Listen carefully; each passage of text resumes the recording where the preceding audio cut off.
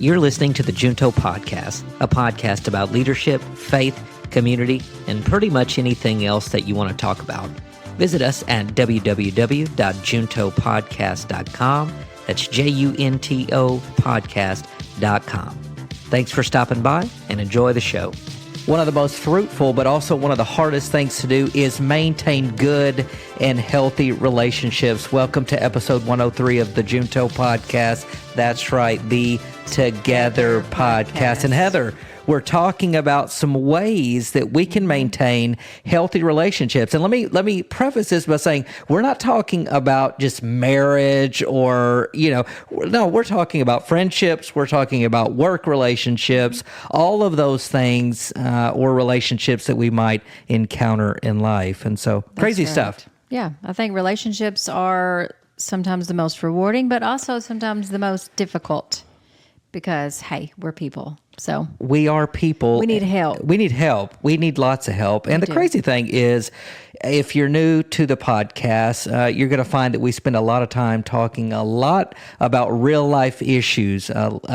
Everything that we do always comes back to the perspective of faith, but certainly relationships are a big part of that. And so it's interesting because you and I were just having a conversation and in life, depending on where you are, who you are, but man, there are lots of relationships that need to be maintained. And so we were just having a discussion about we're really doing a bad job of really connecting with some of the people that we love so much. It's not that there's a big pressure to hang out or to be, but it's just like, man, we love these people. We genuinely want to be with them. How can we foster a healthier relationship? Right. And like us, we have big families. We come from big families. Both.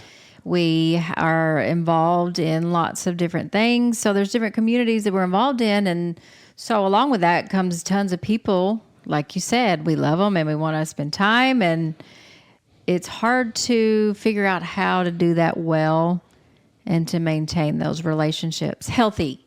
That's exactly healthy right. Relationships. Well, and it's crazy because as you'll find, in the workplace even, relationships are one of the things that are stressed. I mean, I mentioned last episode that I'm going to be part of a leadership cohort. Long story short, we met, we had a class, but one of the things that was discussed in that was this idea of building relationships. In fact, we heard from previous members who were in the last cohort, and the main thing that was stressed by them when they were expressing what they got out of the program was that they became like a family, that they built relationships, that they're still connecting and contacting each other, and that it was this whole big thing. And so we might talk a lot about relationships, but the reason why is because it's part of every facet of everything we do as people.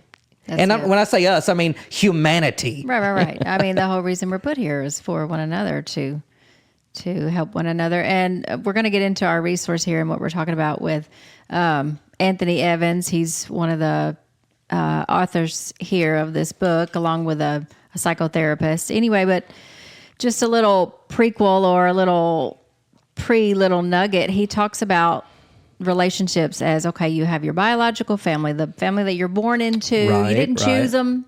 That's you just got, it's what you got dealt. That's it. And then you have those relationships that are like your close friends, people at work, different types of clubs or organizations that you're a part of. Those people that you choose to be in relationship with.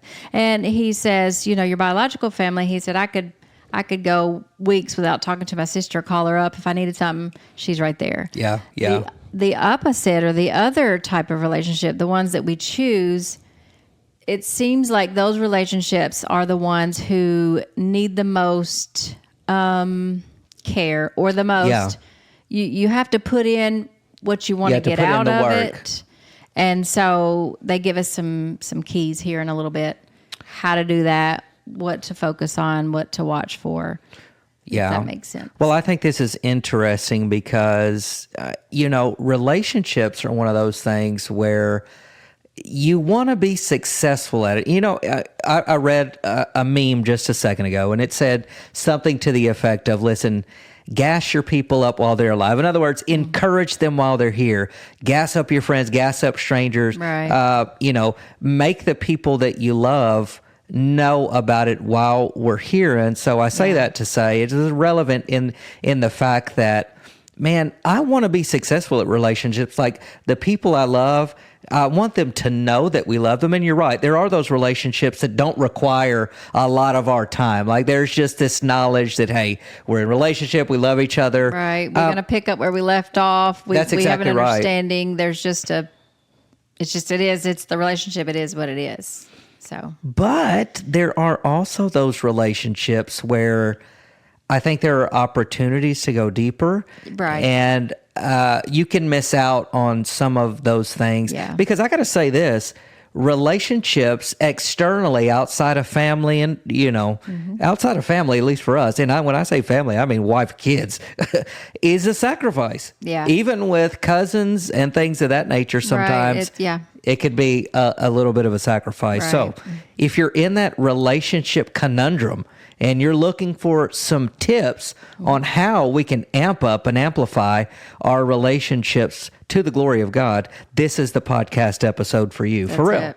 Right. It's good stuff. Yeah. I wanted to say real quick, too, Anthony Evans, if you don't know, he's the son of Tony Evans, world-class preacher, obviously. And then his sister is Priscilla Shire. He's a Christian artist and author. And so it's amazing. This is real good. And she's a best-selling author as well. Conferences, ladies, psychotherapist. Ladies and so this is where. Well, no, I was talking about. Priscilla. Yes, Priscilla. Oh, yeah. But yes, this Stacy Kaiser, who it's basically a conversation between Stacy and Anthony. They go back and forth, but she is what did you say? A psychotherapist, licensed. Yeah. Right.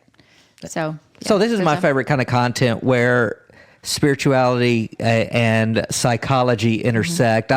I could really do this all day. It's because I love it. There's so much there: the human mind, the spirit, resilience. Just how we're made, how we think, all those things. It fascinates me. And so let's get into this and let's see if we can get some tips, maybe to liven up or have thriving and healthy relationships. Right. So the name is When Faith Meets Therapy.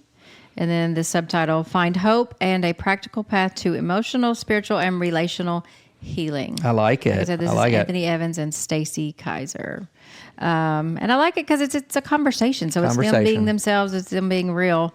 But chapter 13, there's much more in this book than we're just focusing on this one chapter with relationships. But I wanted to start with a scripture.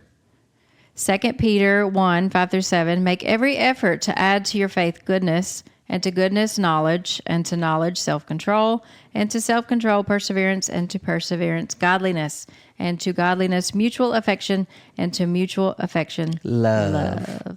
Love. Good stuff. Amen. Good stuff. All right. So the chapter starts out, he's telling a story about he was on vacation in Colorado, and he loves horses. He was on the ranch. And there were these two horses. They were taking a, what do you call it? Stroll? Nope. A ride. With the horses? Yeah. Where they're hitched up? On the carriage. Yes. That type of thing. Something like that. And one of the horses, the wrangler or whatever, was having to push that one a little bit harder. He's like, okay, come on. I think his name is Joe or something. He's like, come on, Joe. Come on, Joe. And then he was like, well, why are you so hard on this animal? And he talks about how Joe is lazy because the other horse works harder, so he just relies on the other horse and just lets him do all the work if he's not pushed and made to do so. If he's not made. So he goes into liking this about relationships, how you have to put it like it's mutual, like it's work on both sides and both parties. And so anyway, I like the little story. But let's jump in to key number 1. Remember, these are 7 keys. 7 keys to healthy relationships. Yeah, for sure. Ready? Yeah, let's do it. So Stacy says, key number 1, the foundation of every good relationship is respect. Disrespect is bad on every level. It hurts not only the relationship, but also the individuals. Respectful behavior is anything from being considerate of another person's feelings to how we listen and speak to one another. Wow. Yeah, well, it's like that's the foundation of of relationships is respect. Right. And gosh, that's, in theory, it really is easy, but I think we Seems easy, but yeah, and I think it's easier to respect I feel like it's easier to disrespect those we're with all the time. oh, You know what I mean? Like, 100%, I apologize 100%. right now on air. Right. Because also this, what do I say? Since we are so different, Mars and Venus, I'm talking about marriage relationship here, but Yes. you could liken this to, other people other are relationships, different. yeah. One person's thoughts on respect could be totally different from the other person involved. And like sometimes I can feel like I am respecting you, but you're like that you're totally missing the mark. Like this is what respect looks like to me. That's it. And it can be different that's why it's so daggum hard. It's easier said than done. It is. And I want to flip the script. If you're someone in leadership, listening to this, I want you to think about the people that you manage, the people that are under you. Are you showing respect to them? I think a lot of times, and I know this is, shifting from marriage related back into, but listen, a lot of times it can be very easy in a leadership to unintentionally be disrespectful. And it's not because maybe you're trying to be. Now, there are just some people that are just buttholes and they're really trying, they don't care. They're going to be disrespectful and they don't care. But some people, I think, you really have to pay attention to the tone. So I want to encourage you, audit yourself. Are you being respectful to those that you lead? Are you talking in a manner that is respectful? And then think about the people, maybe you're not in leadership. Maybe you're just working. Are you respecting those? Is your speech, the things that you're doing, are they edifying, I guess, to the other person and to yourself? So I think we have to think about all those things because definitely I lead, and man, by the grace of God, I got a great employee. She's fantastic. But I never want to be out of touch or be disrespectful, even if it's unintentional. Oh, and that's the word I was going to say. We have to be intentional about not being disrespectful. And when you're in relationship, to be in relationship is to know the other person or persons that you're trying to be in relationship with. And so if you don't get to know them, then how do you know what disrespect looks like to them? How do you know what being respectful? How can you intentionally be respectful if you don't know them?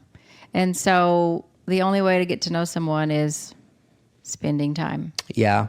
So. Well, and I like this to piggyback on what you're saying when we were talking about being intentional.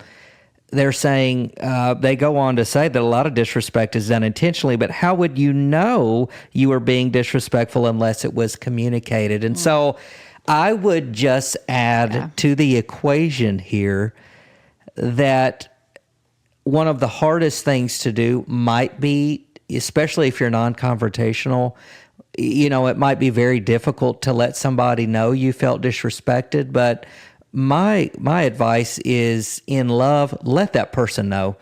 Because if you don't communicate that, it's going to fester, it's going to build up. You're going to have bitterness built up in your heart. And this happens in marriages even. That's why I'm like quick to let you know, look, that Oh, he's quick to let you know. Well, I'm just saying, and you should be too, though, for real, because we need to let each other know so that we can ponder it, apologize, but also fix that behavior or monitor and adjust your favorite term, and do what needs to be done. We had an issue recently. Well, with which one? Well, there are multiple, probably, of these facets. That's what I'm saying. Yeah. Disrespect, unintentional, and intentional. I don't know. All the above. All of the above. We'll do it all in one day. Man. I'll intentionally disrespect and unintentionally. We need all 7. Yeah, right. Big old X on all of them. If y'all didn't know, every podcast issue that we do or topic because we have the issues. Yeah, exactly. That's exactly right. We need some help. We need some help. Help us, Lord. Yeah. So that's good. That's good. Key number 2. Quality relationships are marked by loyalty and trust. Here we go. Loyalty and If you trust. can't trust someone, how can you connect? How can you enjoy their company? Walls of suspicion close off a person's heart and ability to connect. There you go, man. Man, that's a tough one. Yeah, we should invest our time and energy in people who have our backs. Ooh. Gosh. Yeah, that's And then exactly those right. that don't, I like that. I think that's a good, we should invest our time and energy into people that have our backs. And so it makes sense, and that whole underlying thing there about loyalty and trust is very hard to come by these days. I wanted to, this is so wild in it. I'm going to try to make it relate, but in a world where everything is about going viral and people doing crazy stuff. There was this TikTok. This girl went viral for basically saying why she was contemplating divorcing her husband. Like, it went viral. She got the attention she wanted. And the crazy thing about it is that she had zero complaint about her husband. Like, he was loyal, he was faithful, he was a hard worker, he was just the best of the best, a great dad. But yet here she was, and this had more to do with her own self. And so, my God, if we live in a world, this poor guy, and I'm thinking about loyalty and trust, dude, in a world that's so surface. Yeah. Loyalty and trust is so freaking hard to come by. it definitely is. And like we're talking about multiple facets when you're working, if you're an employer, your employees, man, you want to trust the people that you're like when you put lots of money and hard work into this new business or something, like it's your baby, but you need help for it to grow. And so you have to have trustworthy people.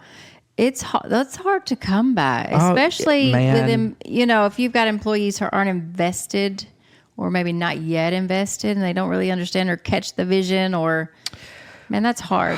Gosh, it is so hard. So needless to say, with all of that, you try not to take things personally, but we're human and we feel those emotions. And so what's that third one? Well, before we moved on to that, I wanted to talk about friendships, because we've talked about some marriage and work relationships, For leadership, employer, all that. With friendships, the most important characteristics are under the surface. Fun and laughs are amazing exterior qualities, but loyalty and trust are the engine that will get you to your destination. The engine. For sure. They are the true benefits that come from real friendship. Yeah. Trust. Unreal. Gotta have it. Wow. All right. Key number 3. People you're in relationship with should make you feel like a priority. The other person should not downplay your emotions or opinions or your time. You are a priority in their life, and they should feel like a priority in yours. That's right. Gosh. I'm probably, I say this all the time to you. I'd say, I'm a terrible friend. I'm not a good friend. Because sometimes I don't reach out. Someone they'll reach out to me, and I'm like, I should reach out to them. Like, why do, they're as busy as I am. I've got to put forth more effort. Yeah.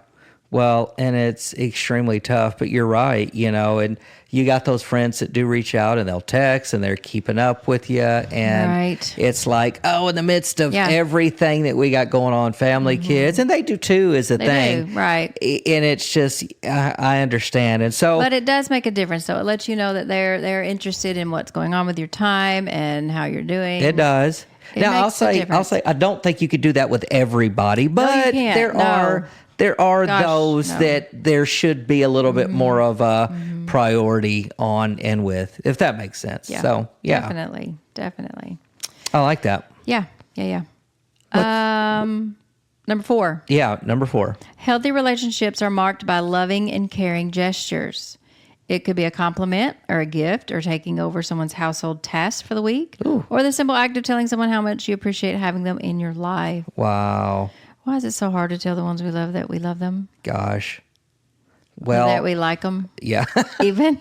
I like you. You're okay. I still do like you. Yeah. Well, and these are cool things.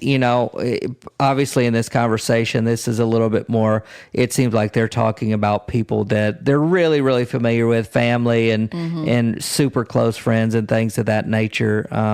But nonetheless, I think you can do kind gestures to most people, even in a work setting, there are kind gestures that you can do. One of the things I truly believe in is man, communicating something. If you're leadership, you're leading people, let them know when they're doing a good job. We always say this, and you've heard it, celebrate the wins. Celebrate the wins. Not everything we do is going to be a home run. Not everything your employees do is going to be a home run. But guess what? They're going to hit some home runs.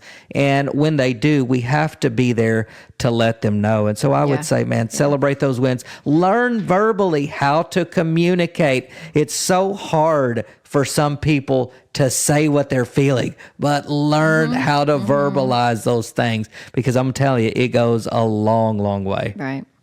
Before we move on, I think this is funny. He's talking about, do you have those friends that are talk nonstop and they don't really check in? Says, I've had friends in the past who never would have even thought about slowing down to check in on how I'm doing. Everybody's had that friend like that, right? They only want to talk and never listen. And it's always about them. Yeah. If you're a Christian, you might be thinking, oh, well, that's okay. It's not about me. But gosh, be self-aware, people. Oh, bro. Y'all got to go back and listen to our episode on self-awareness. Yeah. Holy cow. We all know those people. Every time you see them, you don't even want to ask how they're doing, because it's just going to download all their stuff on you. Not even ask how you are. Not that it's about you. But still. But it should be mutual. Right. My gosh. I'm not going to lie, dude. That's the thing. We put in what you want. Well, and I was going to say, immediately there's people that come to my mind, and I obviously wouldn't say their names here. DM me, though, and I'll tell you. No, I'm kidding. But, man, it's just insane how some people just have zero self-awareness. And so every conversation revolves around them.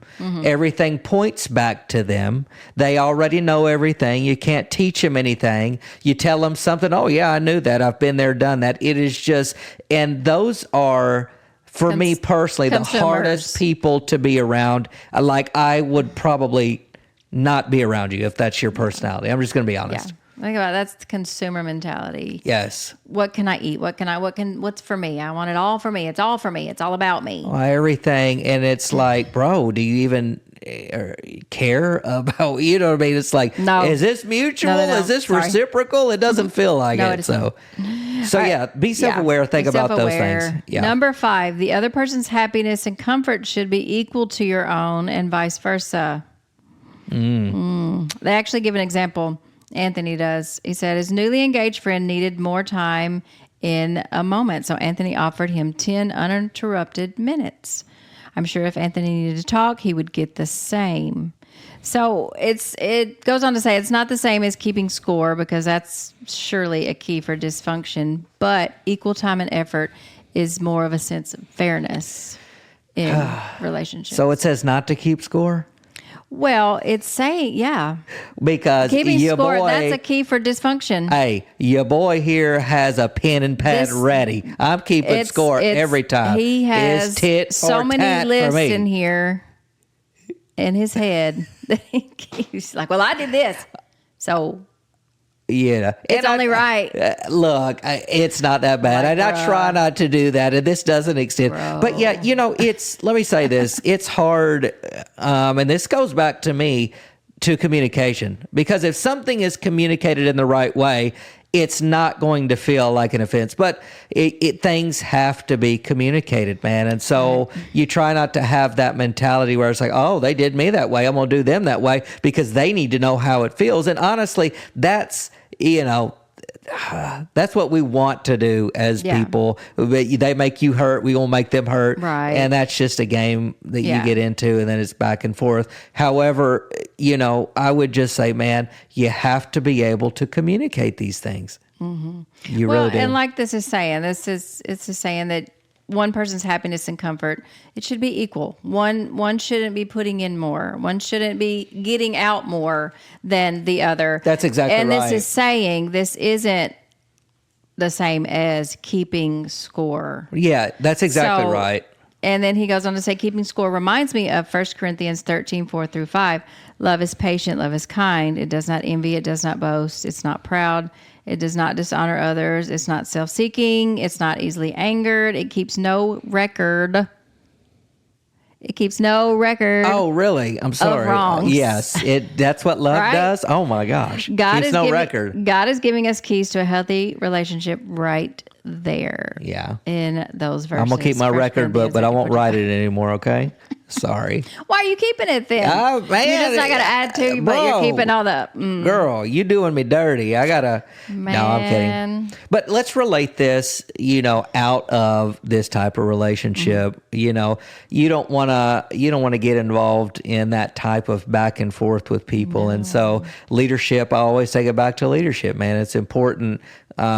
That you are communicating with your people. You're letting them know. And I promise, when you begin to let people know if they've offended, or maybe it's a correction that needs to be made in the workplace, the more you do it, the more comfortable you do it. And you understand that, hey, I can actually do this and respect the person at the same time. And you can come to an understanding, and so can they, that your correction doesn't mean your dislike or disdain for someone. It's just simply, there has to be communication. Things have to be done correctly. And you can do all those things in what? In love. That's what 1 Corinthians is all about. Right. The and love also chapter. talking about regular relationships, I think that the more open and honest you can be in having those hard conversations, I think your relationship's going to grow stronger, and you're going to Skyrocket. bond over that, because That's it. you're going through something that's real, something that's tangible. It's not surface. It's not, hey, how you doing? We're good. Everything's good. La la la.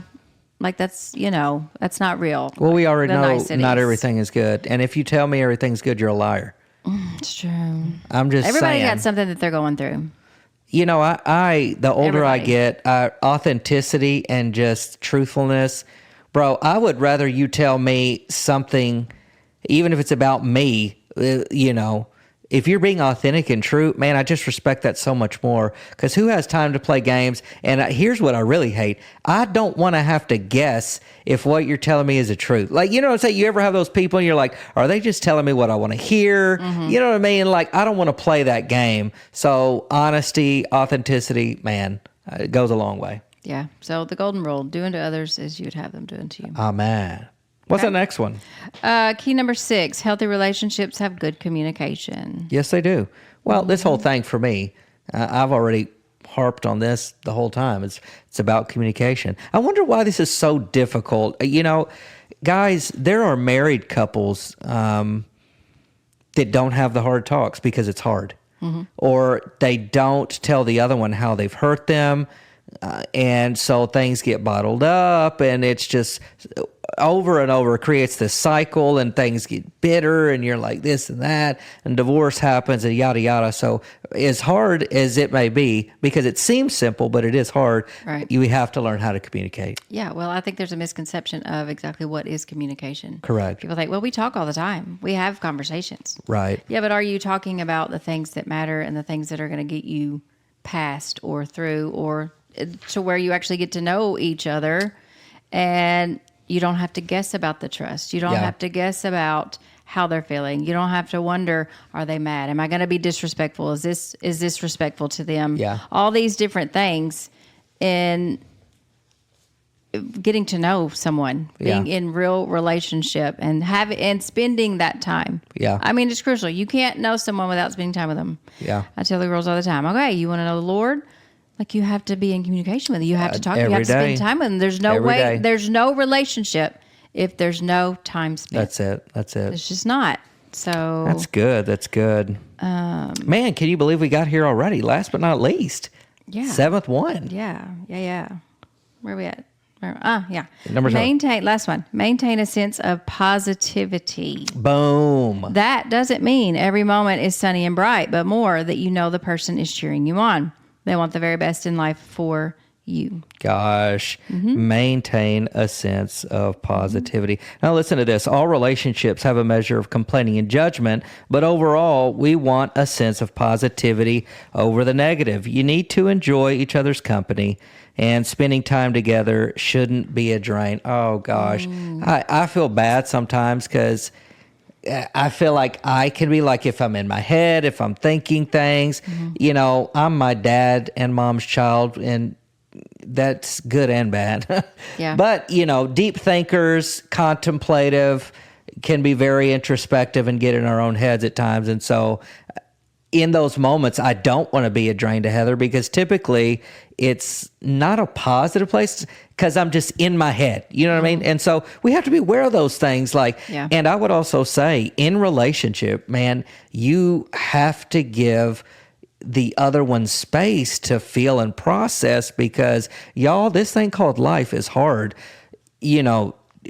Depression, anxiety, real things creep into our lives. And so now, even though we're individuals, when those things happen, you have to navigate it in a relationship. And doing that is very difficult.